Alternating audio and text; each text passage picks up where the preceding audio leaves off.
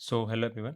आज की इस वीडियो में हम सीखने वाले हैं कि ट्रिग्नोमेट्री की जो टेबल्स होती हैं उसको कैसे बनाया जाता है। इसका तरीका देखिए बहुत आसान है। अगर आप इस ट्रिक को सीख जाएंगे एक बार के लिए तो आपको कभी भी टेबल्स के जो एंगल्स होते हैं जैसे साइन 30 कितना होता है, कॉस एक्स 60 कितना होता है, तो ये वैल्यू याद नहीं करनी पड़ेंगी।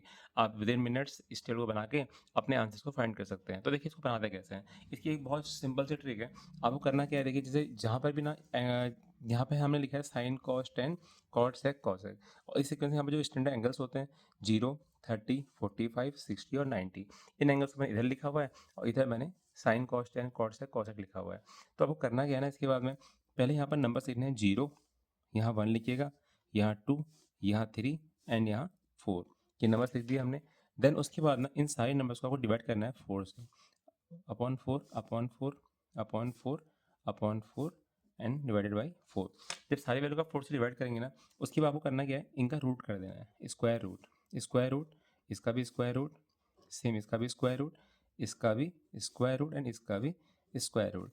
बस इतना काम जो है आपको स्टार्टिंग में करना है। यहाँ से आपको देखो जो वैल्यू मिलेंगी वो क्या क्या मिलेंगी।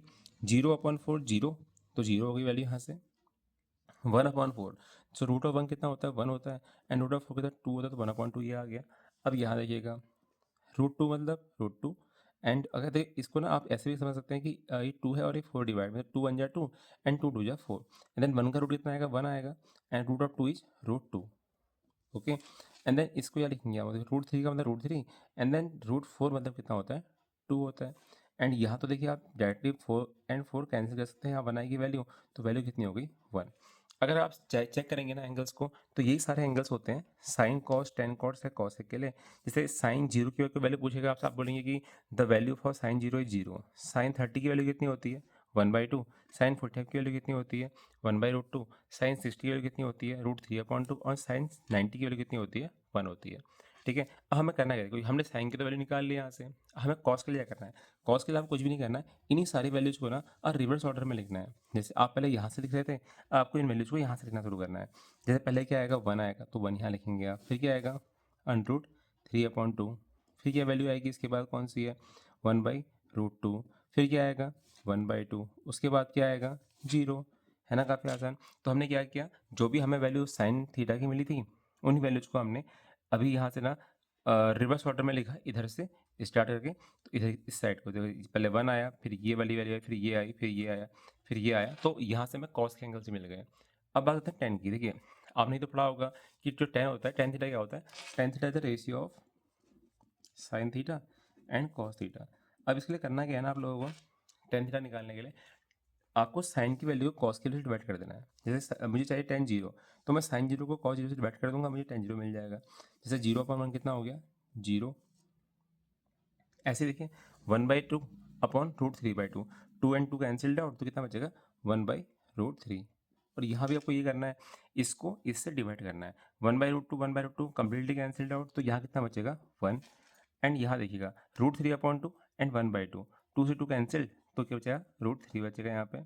और 1/0 कितना होता है, 1/0 मीन्स अनडिफाइंड। ठीक है, तो आप इसको नॉट डिफाइंड भी, एन डी भी लिख सकते हैं शॉर्ट में, तो नॉट डिफाइंड। ओके, अब देखिए सेम चीज़ें आपको कॉट के साथ भी करनी है। जो हमने क्या किया था, देखो cot is the reciprocal of 10, तो 10 का उल्टा कर देना है। ठीक है ना, 10 का आप लोग क्या करेंगे, रेसिप्रोकल करेंगे, तो जो वैल्यू आएगी रेसिप्रोकल करके, वो वैल्यू किसकी होगी, कॉट की वैल्यू होगी।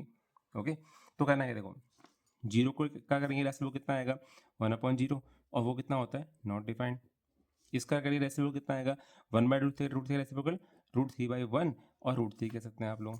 1 का रेसिप्रोकल तो 1 ही होता है, और √3 का रेसिप्रोकल क्या होता है, रेसिप्रोकल का मतलब क्या होता है, आप न्यूमरेटर को डिनोमिनेटर में और डिनोमिनेटर को न्यूमरेटर में चेंज कर रहे हैं। तो यहाँ क्या हो जाएगा, 1/√3। और देखिए इसका अगर आप फिर से रेसिप्रोकल करेंगे ना, तो 0/1 कितना हो जाएगा, 0। ओके, तो समझ में आया ना, हमने कॉट की वैल्यू कैसे निकाली है। अब इसके बाद ना हम देखते हैं सेक की वैल्यू कैसे निकालने हैं, सेक के एंगल कैसे निकालने हैं। सेक होता है रेसिप्रोकल इसका कॉस का, तो कॉस का रेसिप्रोकल करना है आपको। कॉस के लिए इतनी यहाँ पे 0 में 1, तो यहाँ कितना आएगा, 1/1 1। इसका करिए रेसिप्रोकल, 2/√3 हो जाएगा, तो 2/√3। ये कितना जाएगा, √2/1 या √2 कह सकते हैं आप लोग। ये कितना जाएगा, 2/1 या 2 कह सकते हैं इसको। ये कितना हो जाएगा, कॉस जीरो का रेसिप्रोकल क्या होता है, सेक, तो यहाँ पर सॉरी कॉस 90 का रेसिप्रोकल क्या आएगा, यहाँ पर आएगा, ये 0 है तो क्या हो जाएगा, 1/0, अगेन नॉट डिफाइंड। क्योंकि आप जानते होंगे कि 1/0 की जो वैल्यू होती है वो क्या होती है, नॉट डिफाइंड होती है। अब इसके बाद देखिएगा सेम वर्क हम करते हैं ये चीज़ कॉसेक के लिए। ये कॉसेक की ना जो वैल्यू होती है यहाँ पर कहाँ पे 0 पे, वो कितनी होती है देखिए साइन की वैल्यू जो होती है ना उसका रेसिप्रोकल करेंगे हम लोग। तो वो 0 का क्या होगा रेसिप्रोकल, 0 का मतलब 0 का 1 कर सकते हैं इसको। तो 0 का रेसिप्रोकल कितना आएगा 1/0। तो क्या आएगी वैल्यू नॉट डिफाइंड। इसके बाद देखिएगा 1/2 का मतलब कितना हो गया 2/1 या 2 आप 2 कह सकते हैं।